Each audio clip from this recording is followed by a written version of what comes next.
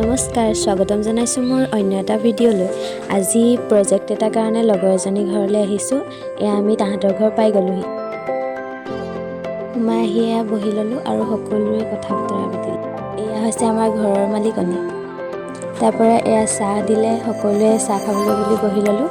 চাহৰ লগত জেলেপি, ভুজিয়া আৰু বিস্কুট আছিল। আমাৰ ৰাহুকেইজনীৰ বাবে এয়াই যথেষ্ট। এইজনী আমাৰ ৰাহু নাম্বাৰ 1 আৰু এইজনী যে খোৱা বুলি ক'লে ৰ'বই নোৱাৰে। আকৌ বোলে এনেকৈ খাই থকা ভিডিঅ' এটা বনাব লাগে। তাৰপিছত খাই বৈ আমি গোটেইকেইজনী কাম কৰোঁ বুলি লাগিলোঁ। সঁচা কথা ক'বলৈ গ'লে কাম কৰাতকৈ কথাহে বেছি। যি কি নহওক খোৱা মেইন। সেয়া আকৌ ভাত খাবলৈ বহি ল'লোঁ। ঘৰৰ মেইনগৰাকী বোলে ওলাবলৈকে থাকি গ'ল। আকৌ তাইকো উলিয়াই দিলোঁ। সিহঁতি ভাবিছে ফটো মাৰিছোঁ, মই আকৌ ভিডিঅ' এটাহে বনাইছিলোঁ। তাৰপৰা আমাৰ কলেজখন চাই মেলি বোলে ঘৰলৈ যাওঁ। ঘৰলৈ বুলি বাট লৈছোঁ।